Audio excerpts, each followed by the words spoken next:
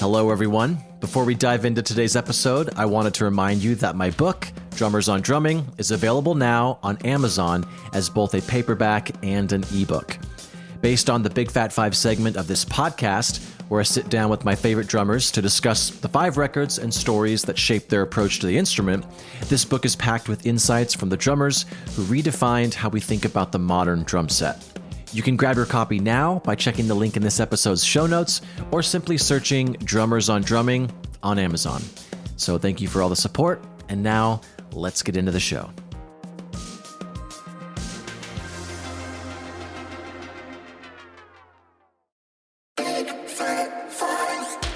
What is up?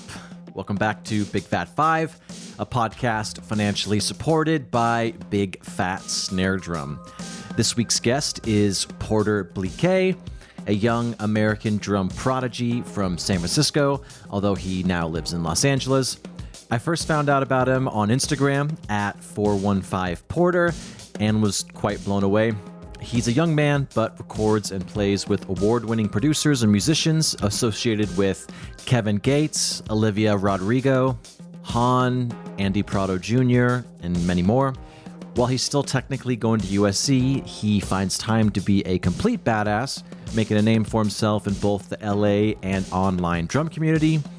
At my ripe old age of 37, it's nice to talk to the younger generation of drummers and see what the hell is up. So Porter is going to be playing the biggest stages someday, and I'm stoked if this is the episode that introduces you to Porter Bliquez. But enjoy the records that help shape Porter into the drummer he is today. Cheers.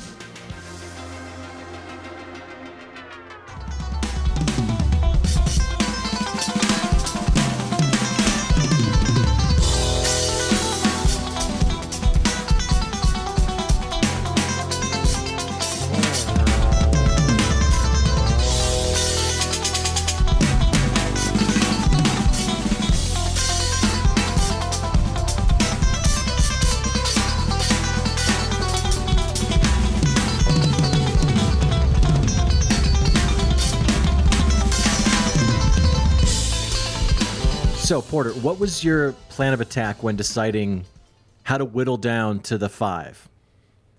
Man, it was really hard. Yeah, just like what I'm most excited about. I guess it was hard, but it also wasn't, because like I just love these bands so much that it was like, it wasn't too bad. Were they in any particular order? Like of how they were introduced to you? Like chronologically, or? Yeah, like was Chon Homie, the album, was that the first one you listened to, or? That I think I found in like the middle of middle school, maybe like 7th grade. And I was just so excited about it. Like everything about it was just perfect, down to the last detail. It was really special to me. The musicality of it all, but mixed with how the drummer used chops, which I was super excited about, was really amazing. So yeah, we're talking about the record Homie. The artist is Chon. The releaser's 2017, and I asked you to think of a few key tracks, which we'll listen to one of them, and the two that you chose was a Sleepy Tea and Water Slide. The drummer's Brian Evans, who I've never heard of Brian Evans, so I'm excited when someone brings on a record that I've never heard of. But yeah, a lot of people don't know him because the band, they posed it as it was like a brothers band, but that live drummer, his name's Nathan Camarena, who's like the brother with the bass player and then also with one of the guitar players.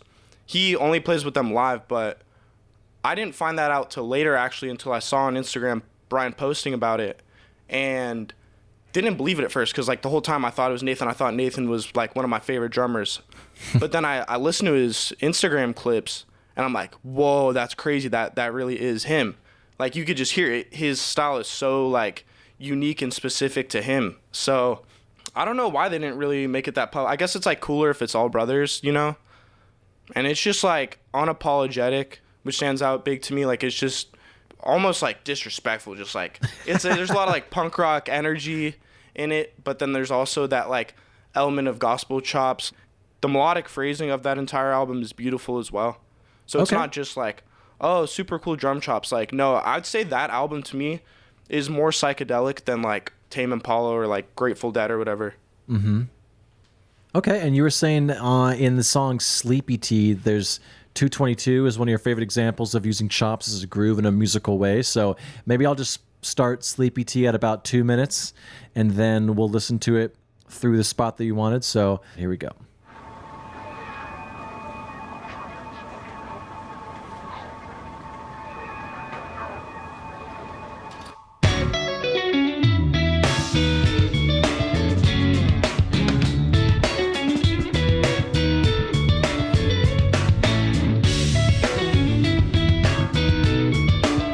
Snare sounds awesome.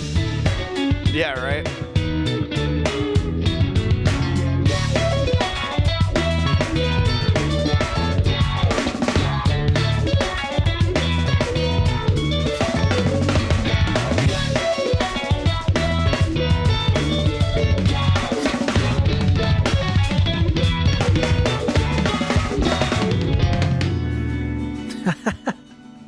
Yeah.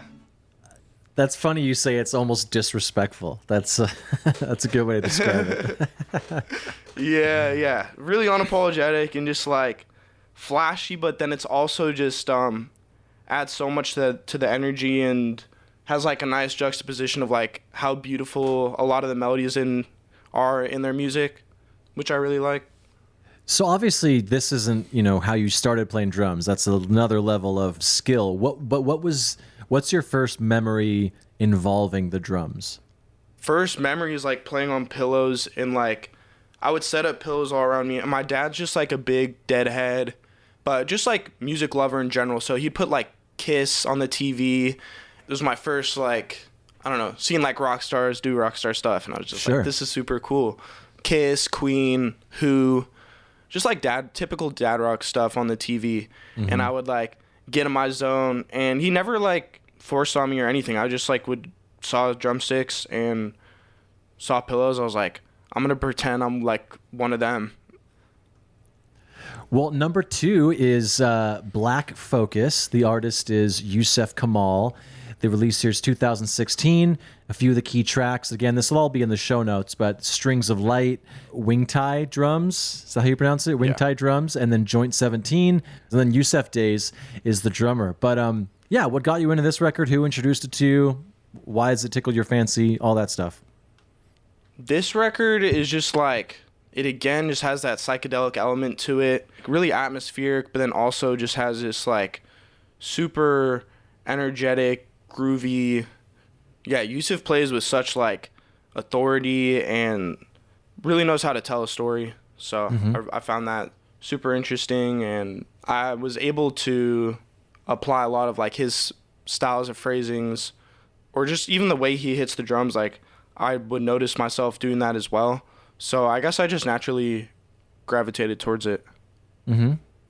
When it comes to your setup, like the actual ergonomics of your setup, is there a drummer you kind of emulated from the beginning, or is it purely just the way it helps you get around the kit the quickest? No, I definitely have tried a lot of setups.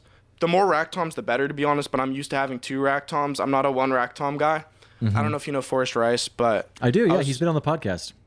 Oh, really dope. Yeah, I was a super big fan of Covet growing up as well. Chon and Covet are kind of in the same realm. I feel like a lot of people that listen to Chon listen to Covet, and vice versa. But high cymbals, kind of tilted. Yeah, pretty low rack toms, flat snare. I hate playing on tilted snares. I don't know. It's like a pet peeve of mine. Drum setups in general are like a pet peeve of mine. I'm like pretty specific, but I just kind of copied the way Forrest set up, except I play open-handed as well. So of course you do. That's like the only difference, but I really like the way he sets up. Which songs would you want to play? There's Strings of Light, Wind Tie Drums, Joint 17. Which one do you want to showcase? Let's do Wing Tie. All right, here we go. Here is Wing Tie Drums.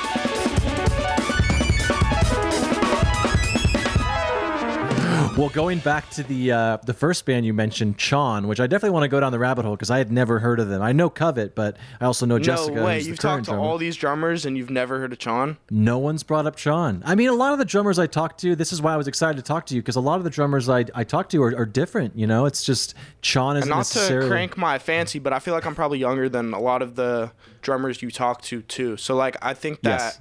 Like, I'm 19, so a lot of these drummers are probably older, and I feel like I share a lot of the same influences as a lot of the people my age. Sure. And I think it changes like every generation a lot. Absolutely. You know? And so you're actually still at USC, right? Well, it's complicated. Like It's I'm complicated. I have a tour coming up in November. I see. And trying to balance like doing as much as I can at this young age with music now. But also like do classes. That's it's something I'm trying to figure out now, whether it's TBA. the best move to go do that or just go full into music, because I'm not gonna lie, like it's very time consuming. I'm also not studying music at USC either, so it's like, What are you studying? I'm like low key undecided right now. I was like Okay. maybe gonna do a music industry, but yeah, I'm just kind of undecided and figuring out what the best move will be. But I don't 100% know if I'm going back in the fall. So yeah, Chon, going back to that. So Chon, the artist, the album's Chon, artist is Chon. This one came out 2 years after the first one you mentioned, so 2019. And again, Brian Evans is on the record, not necessarily the live drummer if you've seen him, but key tracks, Peace and Pitch Dark. Is there anything specifically different about this one than the first one that they stylistically changed that wanted you to bring it on for a different reason? Or is it just more of the same of just they're a badass band?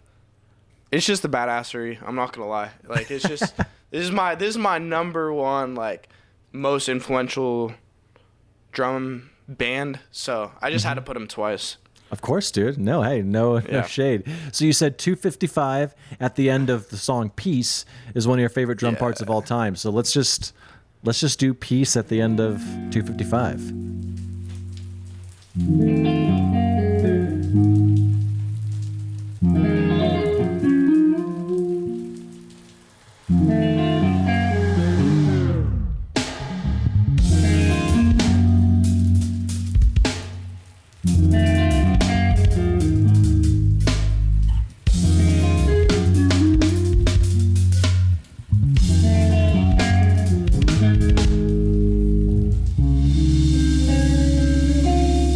Hell yeah. So all these songs that we've played, can you play all these? Can you just go in the studio and shred on these?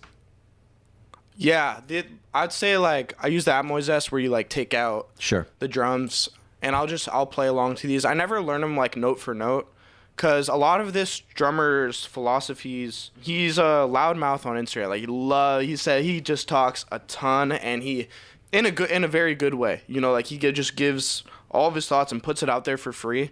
He's very unschooled, and he doesn't recommend learning things note for note or whatever. I think if that's your thing, go for it. But for me, like I never learn it note for note, but I just will subconsciously take that influence, and I know all my rudiments, so I can kind of just do them how I hear in my head. So yeah, I definitely shed along to these. So now that you say that, I definitely know Brian Evans. It's funny. Yeah, I know him for his personality outside of drumming, but yes, so I didn't know the band he was in was Chon. Yes. Yeah, this is all him on the records. And I didn't know that either until after. Yeah, I mean the grooves are tasty for sure. And you said you were tempted to put Chris Turner's band Ocean's 8 Alaska for this slot because you already put a Chon album. And so what about the Chris Turner's band's Ocean's 8 Alaska that turned you on? And maybe we'll just play a little bit of that as well. Yeah, you should. Like, their breakdowns are so filthy to me, and like I'm a bit of a gym rat as well, so like just that like aggressive high energy stuff mixed with like the filthiness of like the breakdowns in their music is super super sick to me. So, and they're super groovy as well. Like I feel like the reason a lot of people like in the drummer world, they like Meshuggah is for like similar reason. Yeah, I love them. He's a great example of like an amazing metal drummer. Which song should we play from them? Ooh, Escapist is pretty sick. Okay. Which record is that off of? Hikari. All right. Well, here is Escapist, which is the last song on the record. So here we go.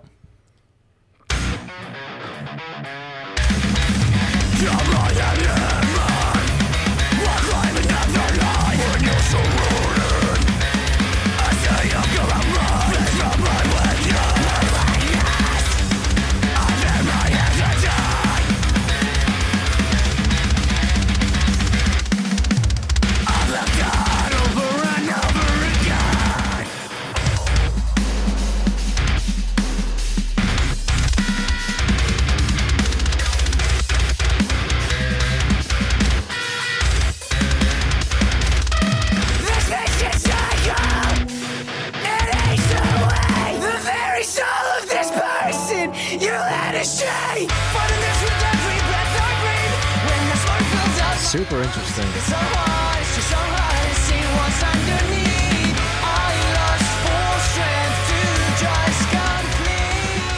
Good for them.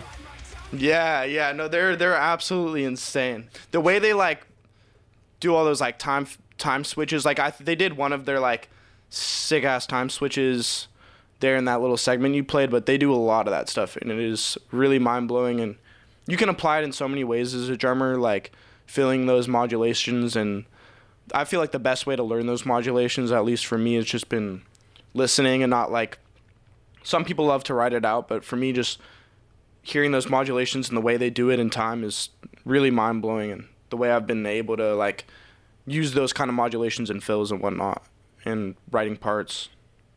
All right. So number 4, more bands I have no idea about. So the album's 2-Star and the Dream Police. The artist is it McGee? I'm assuming is how you pronounce it? Yeah. And the release year was this year, 2024. Key tracks, Riley and I, Dream Police, DNM, How Many Miles, and the drummer is Michael Gordon. I know nothing about Mike, so take it away and then we'll listen to one of those songs. This album is like not drummy at all, but it just opened my mind to like not be such a meathead drummer and be more musical and realize there's so much more than drum chops in music. The guy played all the instruments on the entire record and just used like a really crappy setup. Not that it sounded crappy, but he didn't care about all that, and he's just still made the most beautiful album I've ever heard. Wow, okay. Well, which one do you want to play? Riley and I, Dream Police, DNM, How Many Miles? Let's do Riley and I. Okay. Riley and I, here we go.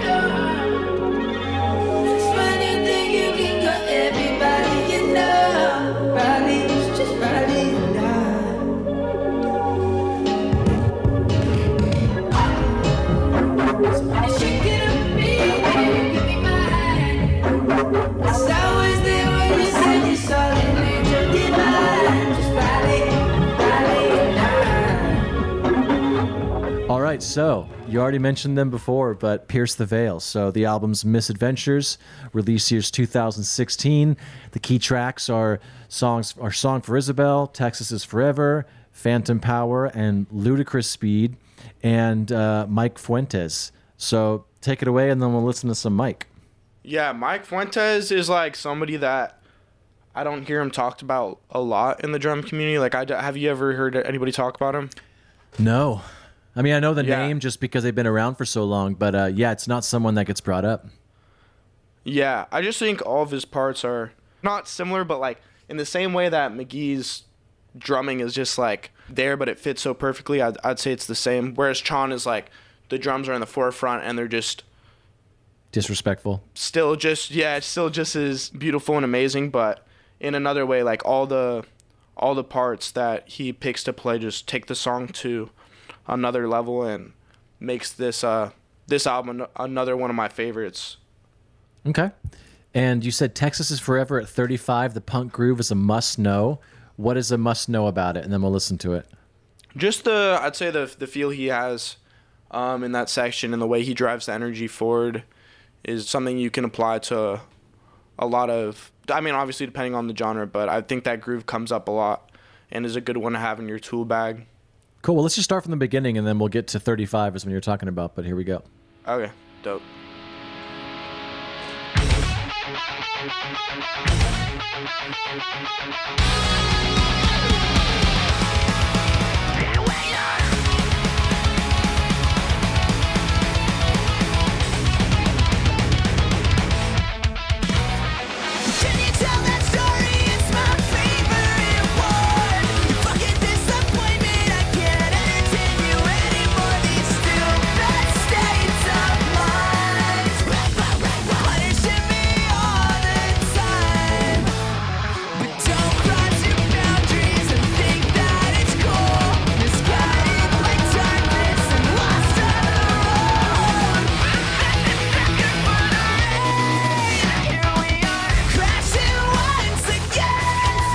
So Eric Harland, an honorable mention that you wanted to talk about. I mean, there's a few of them, Marcus Gilmore, Matt Garska. We did talk about Chris Turner, but what about Eric Harland? I don't think I've heard his name too much either. Mm-hmm. Man, yeah, that surprises me. Like, he's just so musical and just has this, like, super soulful approach. It almost sounds as if, like, he's just letting his ideas flow without anything stopping it, anything getting in the way of it. Like, I think that's a big part of, like, you can tell there's a lot of soul and emotion into what he does. And when you don't have, like, we don't play a super melodic, like, of course there's melody to it, but it's not as melodic as obviously a guitar or whatever. So the way he can pull out emotion in the way he solos is super appealing to me. Yeah, just phrase is like a badass. All right, and for everyone listening, I'll drop this video in the show notes, but here we go.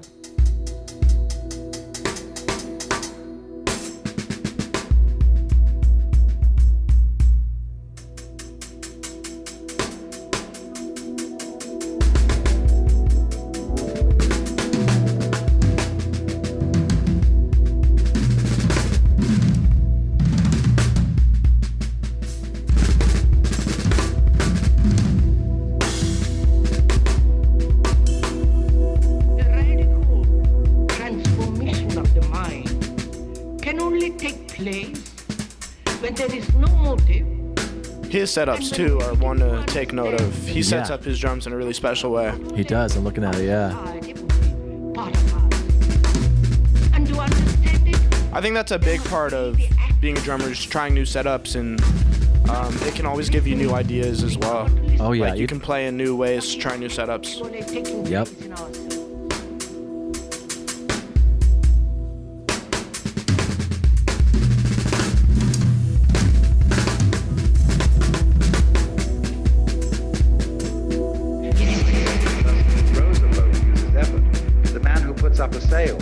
Using magic. Are you left-handed? Is that why you're open-handed, or why did you start that approach?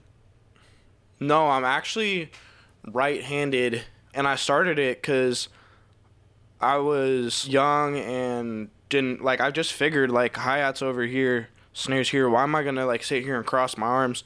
Sure. And then I got a teacher, and she told me to, like, that's not really gonna work out, like, why are you doing that? And I, like, didn't want to, like, relearn drums. Now it's like something people like compliment me on, and they think like I changed my entire approach to like do that, because like I guess like it's actually looked at as a good thing. I never saw it as a good or bad thing. Like I honestly think it's just as good as playing the other way, but I don't know, it's just what works for me, and I didn't really want to like listen to, I just did what came naturally. Like I just figured one's here, I'm gonna do that, you know. Yeah, dude, don't overthink it. Yeah, exactly. Before I let you go, is there anything else you want to kind of tell the audience about how they can interact with you or see you live and all that jazz? Yeah, I'm doing a tour in November. We're going all over the place, so be sure to check that out. It's with this band called Cat Bamboo that I recently just joined. I'm finishing writing the parts right now, and then we're going to be getting in the studio in July and doing the album, so I'm super excited for that. Hell yeah, man. Congrats. Thank you. And then to find me, I mostly just post on Instagram. I have like a little TikTok and YouTube that I do, but yeah, mainly Instagram. It's all 415 Porter. All right, man. Well, I will talk to you soon, dude. All right, then, brother. Thanks so much for having me. Yep, bye. Peace.